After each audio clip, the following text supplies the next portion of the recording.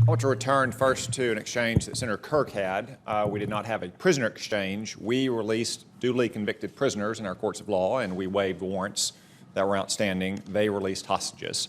I agree with Senator Kirk that the money that was associated with those payments was ransom, but we don't have to get into semantics. I would like to know this, that $1.7 billion that was released in close proximity to Iran's release of our hostages, how did we pay that? With dollars? I don't believe that dollars were used in those payments. Does the Treasury Department just have billions of Iranian rials sitting around the basement? No, but Iran has accounts in Europe and in other third countries, and we can certainly make currency available in other denominations. And what was that? What currency was it? I would need to go back and check on that, but I'd be happy to get you those answers afterwards. I would like that for the record, please. I would also like for the record the currency in which we paid or will pay $8.6 million for Iran's heavy water, the purchase of which was announced recently. Ambassador Moll, are we obligated under the JCPOA to buy Iran's heavy water? No, sir. If we had declined to purchase that heavy water, do you believe that would be a legitimate reason for Iran to withdraw from their obligations under the JCPOA? No, sir. Iran was compelled under the terms of the deal to stay below the cap of 130 metric tons of heavy water. They had the responsibility to dispose of that excess heavy water by offering it for sale and delivering it to a foreign buyer. Secretary Muniz stated that purchase was going to be a one-time purchase, so I offer an amendment that would merely codify that commitment, yet the President issued a veto threat of the amendment. Is the Energy Department planning on making further purchases of Iran's heavy water? Secretary Muniz has explained to me that no, he does not. The Energy Department does not plan any future purchases at this time. However, heavy waters is something very important to our scientific and medical research community.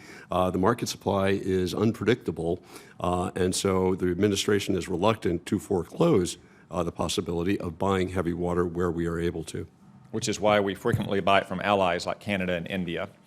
Moving on, I want to return to questions that Senator Corker and Senator Menendez had and just get a clear answer.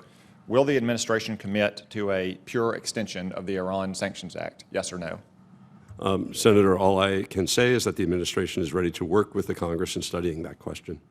You also would not commit to Senator Menendez that such an extension, not a substantive change, just striking the date and extending the current terms, might be a violation of the JCPOA.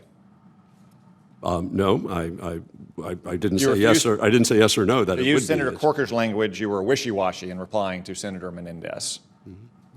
Well, there have been. Let me put it this way: does the Iran Sanctions Act currently violate the JCPOA?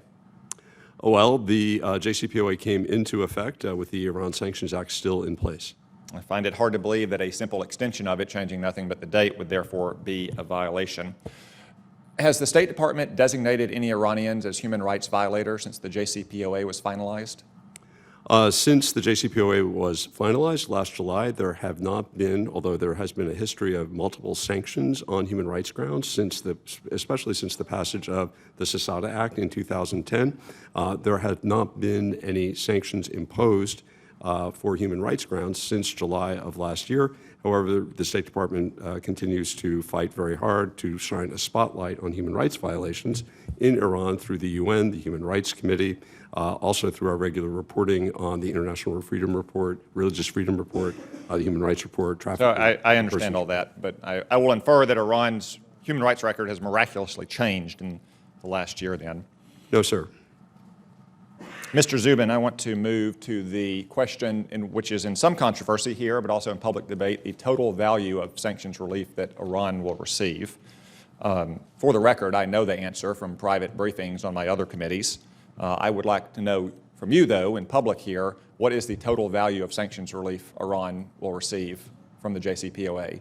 Just top line, I don't need to know how much debt they have or bad contracts or anything else. What is the amount of sanctions relief they will receive? So, Senator, our top line figure in terms of their new access to reserves is around $50 billion. That's $50 billion, 5-0. Yes, Senator. That's what I've testified here before this committee and what we've said publicly. Your question, though, is asking a bigger question, which is how much relief will Iran get, not how much of their foreign reserves are coming out from under escrow. Relief obviously takes the form of new oil sales. Iran's selling more oil than they were when they were under those sanctions restrictions that Congress put in place.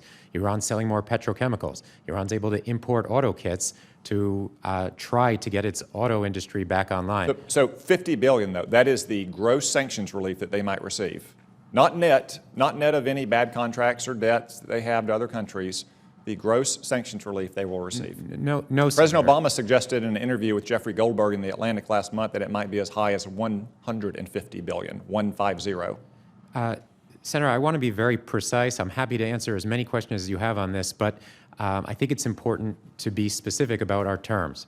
$50 billion is not new money that we or the P5+1 are giving Iran. That's Iran's own foreign reserves that were bottled up in escrow accounts under the sanctions. As of implementation day, those restrictions came off. Iran has access to those today. That is not the total value of the deal to Iran. Iran is also looking to the deal to provide new trade, new investment. It's been slow and No, I get that. Barack Obama has brought 6% economic growth to Iran, even though he's only brought 2% to the United States. I'm talking about the gross value of sanctions relief. CIA Deputy Director David Cohen, last year when he was still at the Treasury Department, testified that $100 billion in Iranian foreign currency reserves were blocked by sanctions before the JCPOA. That's Is that correct. an accurate figure? Yes. So now they're no longer blocked. That's right. Those restrictions on Iran's foreign reserves have been released, which means Iran can now access its foreign reserves. The total amount of those reserves that are accessible is $50 billion at most. And that's our conservative estimate, but that continues to be our estimate. Mr. Mueller, you look like you would like to respond. No, I completely agree with my colleague. Okay, well, for the record, I would like to say that this administration continues a long-standing pattern of misleading the American people in public settings and telling Congress the truth in private settings.